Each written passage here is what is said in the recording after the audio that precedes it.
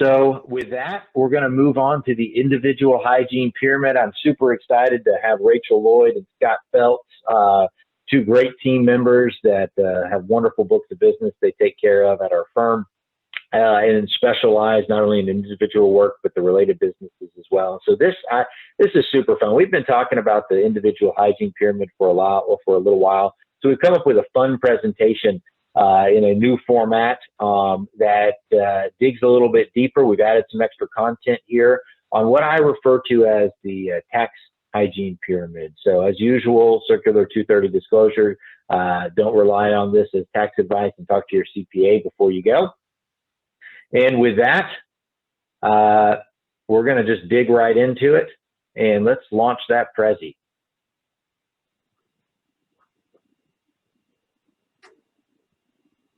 So welcome, Scott and Rachel. Can I hear your voice out there? Yep, I'm here. Hey, Rachel, great to see you. Welcome. What a wonderful pleasure it is to have you today to speak to really just an amazing program. And Scott, are you out there? I am. There you are, Scott. Excellent. Well, thank you so much.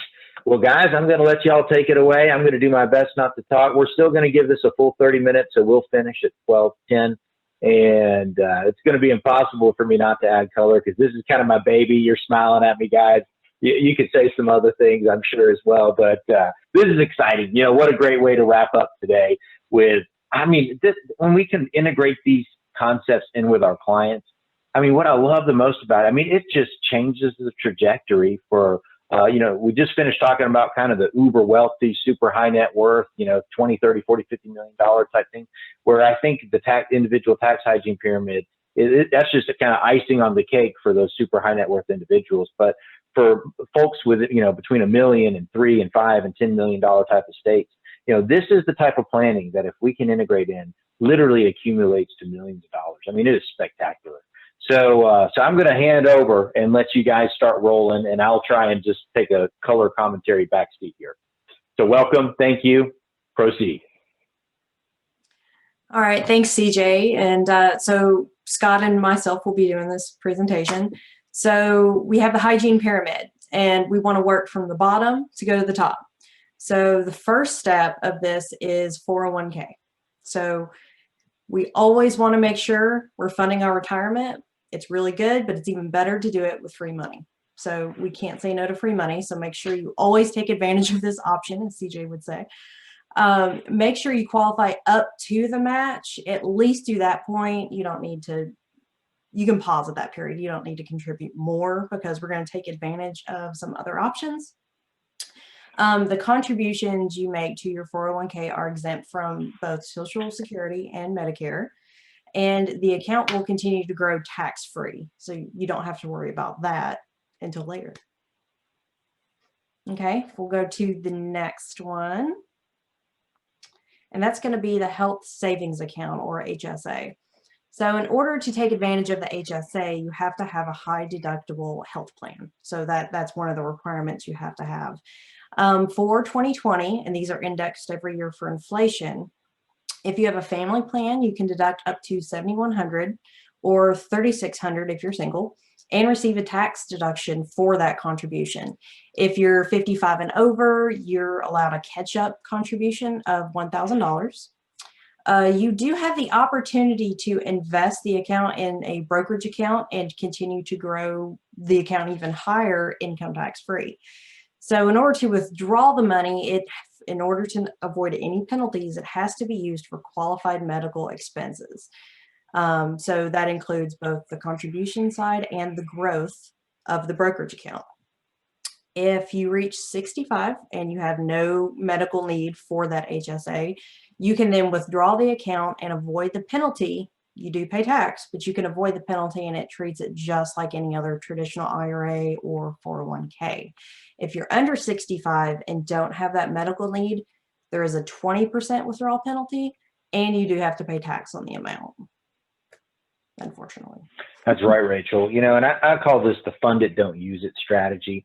So if you're in this world and you're able to fund it and don't use it, this becomes a whole nother bucket of income, because you get the deduction it grows income tax free. And then when you take it out for medical expenses in retirement, you don't pay income on it at all at that point. And so statistically speaking, you're going to have medical expenses in retirement. So this is even better than a Roth IRA. We joke around and kind of call it a Roth IRA on steroids. Because if you're eligible to do this, and I mean, there's just no reason not to take advantage of fully funding.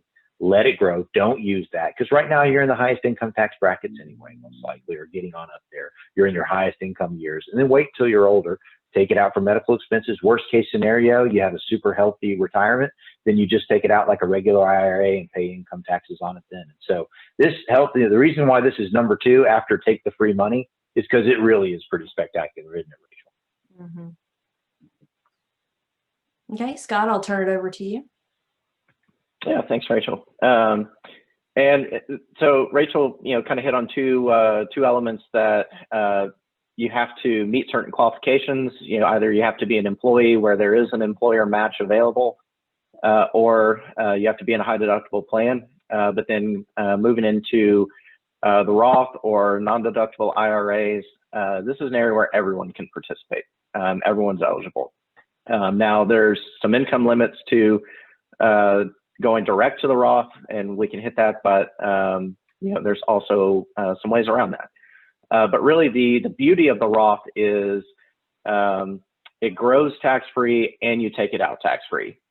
You do not get a current year deduction. So this is not a way to reduce that current year tax. However, the upside potential we feel like is just so much greater. You're not paying tax down at the end of the line when you start pulling this out, which is unlike a traditional IRA.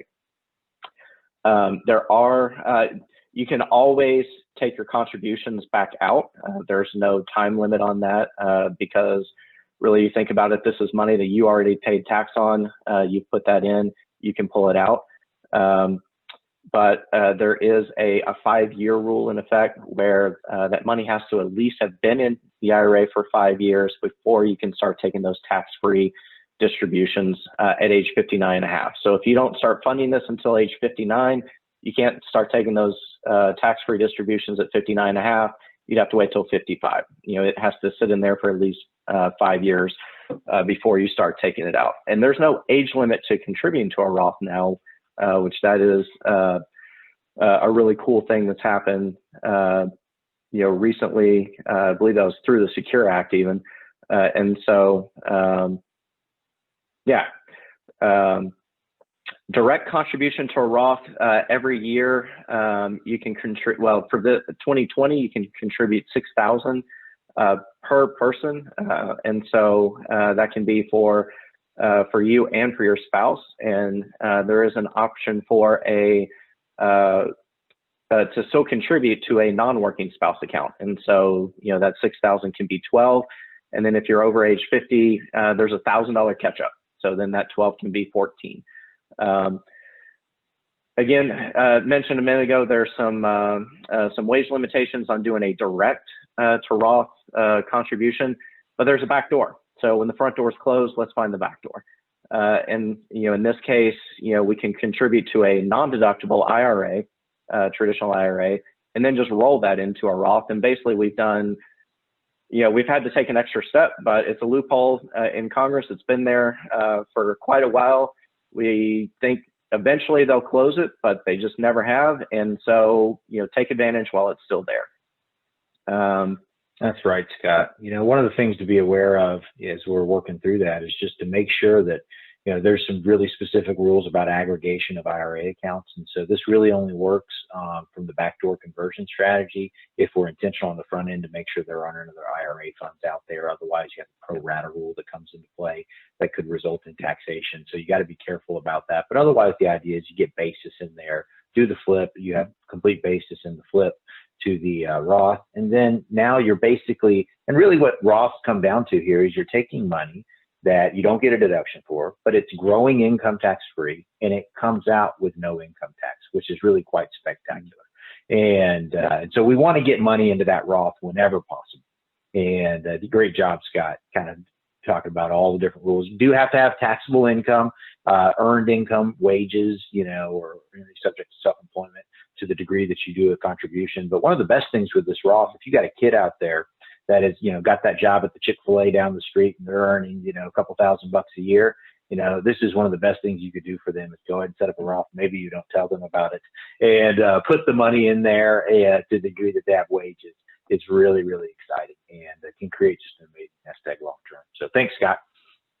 Yeah, absolutely. And, kind of piggybacking off of what CJ said there, we did this version of this talk last year and included some charts on, what the time value of money effect of, that, 15, 16-year-old kid putting into a Roth, and, the upside potential of that growth is insane. It really is cool. One of the other things just to mention, there are no RMDs for a Roth during the lifetime of the account holder. There were some changes in the Secure Act that just to highlight that there's the new 10-year rule. And so for traditional IRAs, you do have to start, or for beneficiaries, you have to empty those funds within 10 years. We used to be able to stretch those out over the lifetime of the beneficiary. That does not apply to a spouse beneficiary. However, it will apply to others with some other caveats for like minor children, disabilities. But those are things to take into consideration when talking about conversions. Again, we look at 2020 might have been a bad year. And is this the year to look at maybe converting some traditional funds to Roth funds? And then, we get the upside benefit of the no RMDs during your lifetime, and then some more favorable benefits to the beneficiaries where they're not going to be taxed on the growth of those RMDs when they do have to take them. So then we're going to move to the next step in the pyramid. We're going to talk about maximizing our deferrals and our contributions. So really this is, Rachel talked about, contribute up to the employer match and then pause. And then, we work through the next steps of the pyramid, and here we are back. And we're going to look at if this is your, maybe this is the next best opportunity is to then fully fund that employee 401k. We're looking at putting as many dollars as we can into tax favored accounts. If your employer has a Roth 401k, that could be even better. Now you're getting the benefit of being able to put more than just that $6,000 in the Roth funds. You could go up to, 19.5, if we're talking about 2020, if your employer offers a Roth 401k plan. You want to consider benefits of a Roth deferral versus traditional. So if you're in a really high tax bracket this year, maybe the traditional is a better option. Maybe you're better off to reduce, if you're in the highest bracket, 37%, then you could be saving, 37 cents on every dollar you're putting into those traditional funds. A lot of times that's going to be more age related. If you're younger, then time value of money, that 37 cents, you're going to earn that back and then a whole lot more over the course of time. If you're, further along in life, then, that might be the conversation where we walk it out and say, is this better to go Roth? Is this better to go traditional? And then self-employed, there's even different options. Self-employed, there is a solo 401k, or basically just a 401k for self-employed. It operates very similar to any other company 401k with the same dollar limits. There's a simple IRA. In that case, you can contribute up to $13,000 as an employee. The employer can match that dollar for dollar. So if you're self-employed, that could be $26,000 in total put into the simple funds. But a SEP could be the ultimate option. If you've got a higher bottom line at the end of the year, you can get up to $57,000. Now, some rules around that is it has to be up to or 25% of net income. And so this is where we look at are you doing more than maybe 120,000 a year in net income to make it worthwhile considering the SEP over the 401k. However, I put a couple of clients every year into a SEP because we're able to open and fund those accounts after the tax year is closed. Whereas if you're considering a 401k or a simple, those are things that have to be established this year if you want to be able to contribute to them even into next year. They still have to be set up in advance. I'm going to throw it back to Rachel. Okay, thanks, Scott.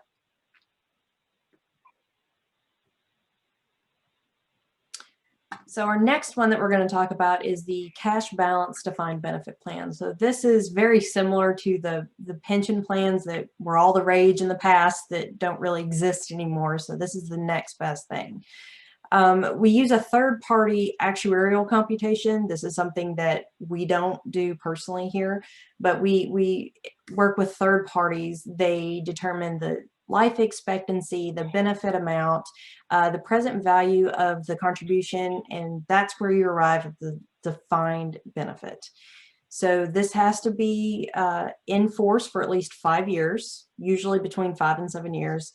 Eventually, you can liquidate the plan and then roll it into an IRA, and then you have the normal IRA distribution rules that we've already talked about. All of this is efficiency ratio contingent, so it's important to look at that. Employers may end up contributing more to the employees' plans than other retirement plans, so something to look at there as well. So I think That's a we'll great go ahead point, and go to the Rachel. next You know, one. these. Oh, Go ahead. sorry. No, you're fine. So, you know, one thing that's really nice to think about with these cash balance defined benefit plans, earlier we talked about the trifecta. This gets layered generally on top of what's called a safe harbor 401k plan. And so when the actuaries, the TPA, the third party actuary, who literally it's the TPA, but the actuary actually is a side person. They're kind of, you know, I love the old accountant joke. How can you tell the difference between an actuary and an accountant? Well, an accountant looks at your shoes, which is to say the actuary is looking at their own, you know. So there's not many folks much more boring than us accountant folk, but the actuaries run the numbers and are able to then determine how we can get that efficiency ratio just right. And so ideally, this works really well when you have not a ton of employees, or there, you know, you could still have 40 or 50 employees, but there's a big age discrepancy and compensation discrepancy between the owners and the employees. And so when those factors are in place, I mean, if you know, especially if you're making $500,000, $600,000, $700,000 a year, all you have are independent contractors, or very few employees that are in their 20s, you're 55. I mean, these things are great. You know, I have a client that we had about 30 employees, 25, 30. We just finished wrapping 7 years in. We put $3.5 million away at a 96, 97% efficiency ratio, which is to say 97% of every dollar, that 3.5 million, went into accounts that were for the benefit of them or the owners or their kids. And so, I mean, it's just amazing to see this play at work. And when it works, man, it works. But again, this is high up the pyramid. We've already done, you know, free money. We've done the HSA fund it, don't use it strategy. We've completed Roth conversions. We've completed backdoor Roth conversions. We got our Roth contributions. We've now filled up our regular deferrals, you know, be they Roth or traditional. So this is working our way up the pyramid. But once you get to this, when you see this play out, these are big numbers. You know, we're talking about 150, 200,000, 300,000 per person that can be maxed out. And so, you know, just to kind of give you some perspective on that. But my goodness, when it works, you know, we would be remiss if we didn't talk about this. This is a big deal, isn't it, Rachel? Mm-hmm. It is. Okay, and then the next one we're going to talk about is Section 529 plans. So these are also referred to as cafeteria plans, if you've heard of those before. This is where we're going to take care of our kids and our dependents, because we're taking care of ourselves first, then let's focus on the kids. So a Section 529 plan allows for a contribution of up to $15,000 per year per beneficiary. You can contribute up to 5 years at once and take advantage of that. It does count toward the annual gift exclusion, which is $15,000 for this year. The maximum contribution limit for the entire account is set by the state. So depending on which state you set up your 529 plan with, they have different rules on how high that can be. You don't get a tax deduction for it, but like most of these, it grows tax-free. So the tax distributions, when you want to withdraw the money, they are allowed for qualified educational expenses. This includes all the way through elementary education, through college. It can be for private schools. The expenses are tuition, fees, room and board, computer costs, any supplies that the student is required to have for classes. And with the Secure Act, this was something interesting. If you have money left over in your 529 plan, which as far as college costs nowadays, probably unlikely. However, if you do, they allow for $10,000 of your 529 to pay down your student loans. So that's a good option too if you still have some of that money laying around. You do have the ability to roll the account to a new beneficiary each year with 1 degree of separation. So within a 12-month period. So think of your siblings, think of cousins, or your parent wants to go back to school, or your niece, your nephew, or something like that. Let's see, what else?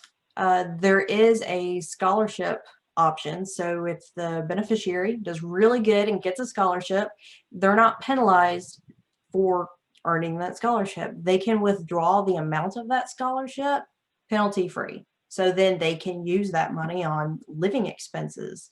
So whatever they need to do for school, it can be used as somewhat of a stipend so they don't have to work while they're in school. So that's a good option.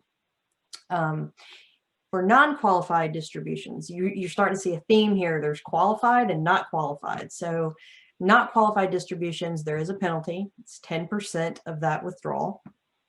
You can also end up rolling into an ABLE account. So say your beneficiary becomes disabled, they're not going to attend college or anything like that. They need an ABLE account. There is that option now where it can be rolled directly in with no penalty. Also, part of the cafeteria plan is a dependent care FSA. So with all FSAs, it's either use it or lose it. So keep that in mind. You can't roll this each year. You're allowed up to $5,000 tax-free to go into an account to then pay for your dependents, daycare, nannies, summer camps, things of that nature. So it's a really good tax-free option because you're going to have to pay that expense anyway. So something to think about.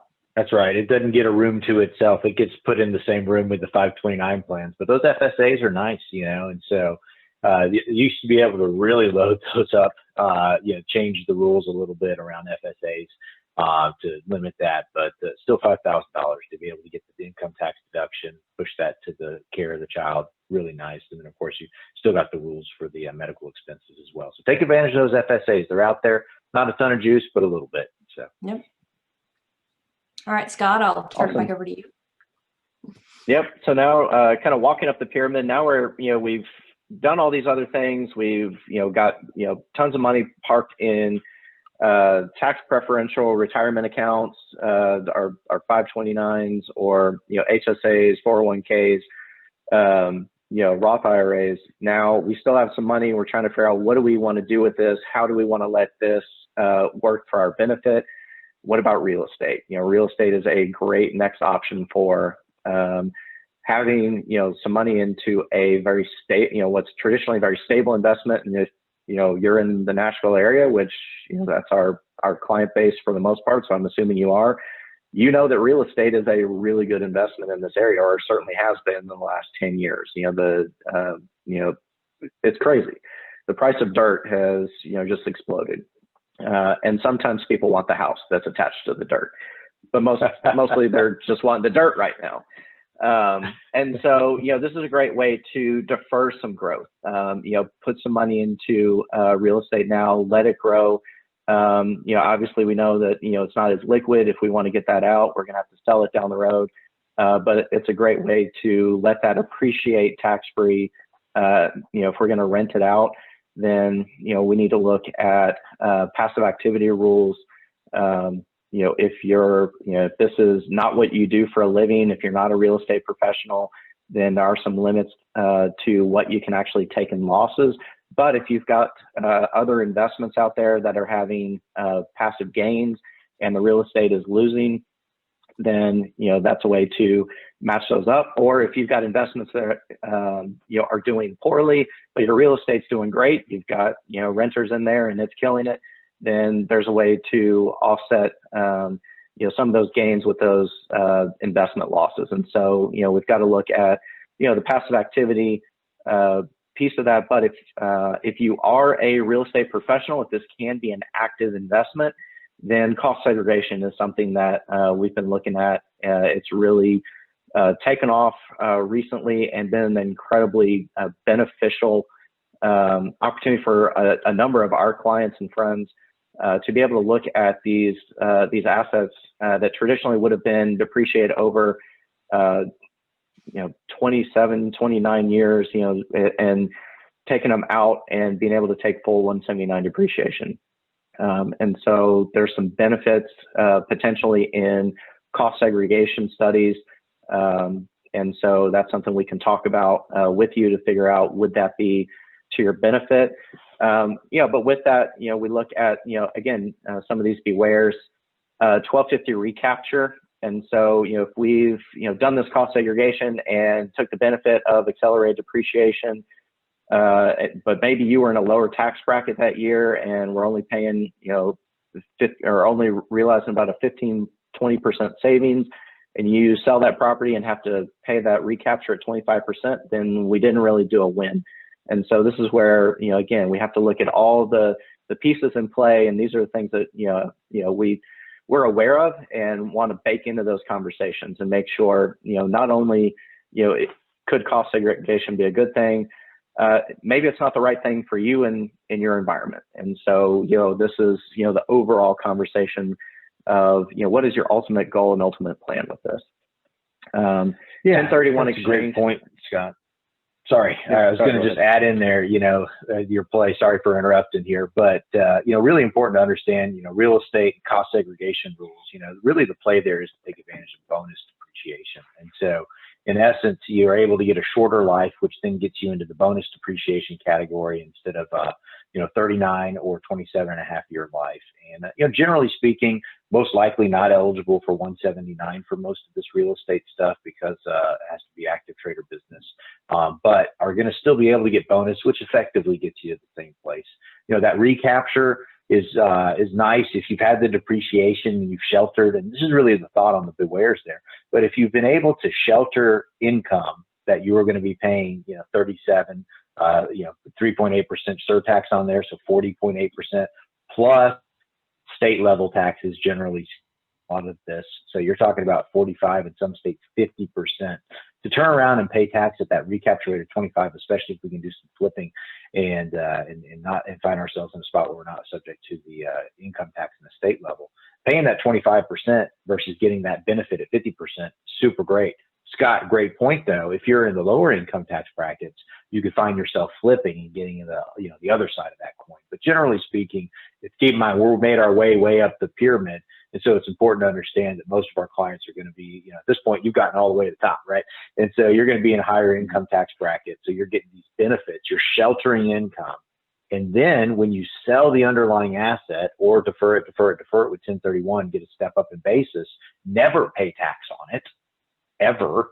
And so this is really, real estate investing is really phenomenal, not only from the growth perspective, the tax deferral, they got a great lobbyist in Congress, but then also the ROI. If you use leverage, be careful, right? Scott Phelps, there's some, Dave Ramsey fans out there, be careful. He has some things to say about real estate investing with leverage, but if you do the math on it, you can get, 30 and 40% returns on investment in the early years. As time goes on, the way ROI works, it doesn't transpire as much. So, real estate investing is huge, guys. You really need to take advantage of this if you're at this point of the pyramid. So we've got, I think, 2 left from here. Yep. So we got just some other tax deferreds, and again, now we're really getting into some very specialized, some very unique situations. Again, we've walked our way a long way up the pyramid. Annuities. This is something that, I think we've all heard the word, may not necessarily, know, the newest, the slide says, not your grandmother's annuities. A more recent advent is the longevity annuities or the delayed income annuity, where you're paying in now and not necessarily turn around and getting those payments back right away, but allowing some time to pass before those come in. If an annuity is something you're looking at, then the benefits can be great. The returns are great. However, you're basically saying I bet that I'm going to outlive this, and the actuaries they're going to bet against you. But there's some really cool things in there. There's some great opportunities, and again, these are strategies for deferring tax if you're getting to a point of, well, now what? The idea of up to MEC, so modified endowment contract, life insurance policies, again, a way to shelter some funds and get some tax advantages. These are typically based around insurance policy, whole life, universal life, so they're not, these are really not, in my perspective, you're not buying this for the insurance policy because you're paying a lot more than you would on a term policy, 5 to 7 times as much, maybe as much as 10 times more, and the commissions can be higher. So, for me, this is not an insurance policy purchase. This is, what are the other tax advantages we can get out of playing with this insurance? And and again, this is we're more to the top of the tower, and these are conversations we can have on more of a personal level. What could this look like for you? And if you're not happy with an insurance policy, there's some really favorable rules around this 1035 exchange where you can essentially exchange one insurance policy that may not be working for you for one, and this is a very light kind. The rules are favorable, but they're also very restrictive, and so you can't really move from an annuity to a whole life policy, or things that move you too far away from what you already have. But if the policy you have is not necessarily working the way you want, then this is something we can look at to help you say, well, can we find you one that works better? Can we find one that fits your needs? It's worth hanging on to this because you've had it forever and you've paid it all off. Great. Well, let's make sure that it's actually doing what you want it to do. But the bewares, the bewares, early cancellation fee, the fees, high commissions, restrictions, those are the things to really beware of. It is, and so I think we got one more we've got to work on through here, but these tax deferred investments, thank you, keep us moving into deferred comp. But, the thing with insurance is, again, like the real estate folks have a great lobby. So the idea here is, as long as you're not paying great, big, huge commissions, you've already loaded up everything else in the pyramid, you find yourself able to make contributions to a life insurance policy. It's built out where it's not an expensive insurance salesman sort of deal. It's a bad deal. You have cash value that gets built up inside of it. So it grows tax-free. So you don't get a deduction, money goes in, grows tax-free. And then you can either borrow against that life insurance as that cash grows tax-free underneath the policy, or you can withdraw premiums first, very advantageous, all the way down to that growth. And so it's just another tax-efficient vehicle. So the last thing in our pyramid here is deferred compensation plans. It's at the very tippity top, but it's something that we actually do consider. And a lot of times it does make sense, especially if you're working for somebody you know is going to be around. So who's doing the deferred comps? That's me. And like CJ said, this is an area where it ends up being a little bit more specialized. And, we really look at if this, is this worth it? And usually it depends on your tax bracket. You're going to be in the highest tax bracket, and you're looking at pushing some of that off into a future year where potentially the bracket's going to be lower. And so maybe this is a year where you got a big bonus, a big commission came through, something's happened that's exploded the income, or you're just having a good high income year, and next year, the next 2 years, 3 years, whatever that time frame is, you're going to be lower, and you can spread that out and not necessarily pay at those higher rates. The things to consider here are, again, we're assuming you're going to be in a lower tax bracket in the future than now. As we've talked about earlier today, we don't know what's going to happen with legislation. The tax brackets may not be better in the future. Maybe they hold the same, but maybe they don't. But the real bewares on this are these are not secured claims.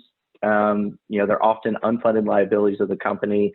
Something happens and your company ends up insolvent. The creditors get in line and they take precedence over you. And even if your company has funded these liabilities, they're still subject to the claims of the creditors before you. So this is basically like, well, we're going out of business and we can't afford to pay you, for what you did for this last week.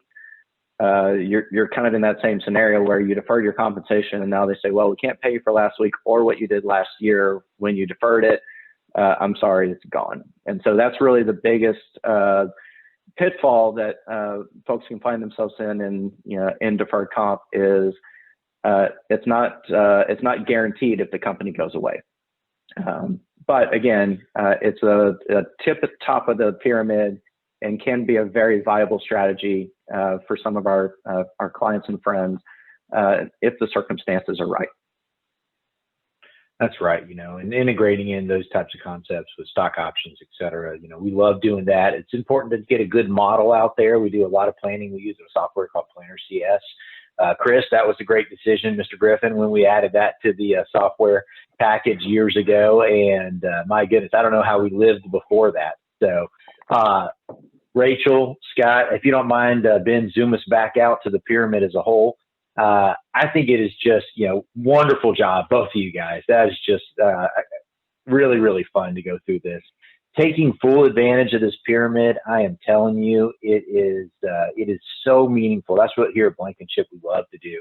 Help our clients get into the pyramid and start working their way up. And, not all these rooms are going to apply to everyone, but my goodness, some of them apply to you. And for most of our clients, at least 5 or 6 apply to you. So please, build those out, take advantage of it. When you do the math on it, as Scott alluded to earlier, we're not talking about, it's an extra 100,000 and then it's 150. It's millions, especially if you can get started earlier in life. That's one of the keys. Help your kids understand the tax hygiene pyramid and help them get into that world early and then stay in it for a while. Who knows? These things all change with time, but we've got some pretty good history, decades now around most of these concepts. And so these are pretty steady things. They're rock solid, like that pyramid, that was built over in Egypt. And so take advantage of it, get into those rooms, study it. And Rachel, Scott, excellent job. Thank you so much for joining us today. Thanks, CJ. Yeah, thank you. Thanks for everyone for being on. That's great. Well, that wraps up our time today.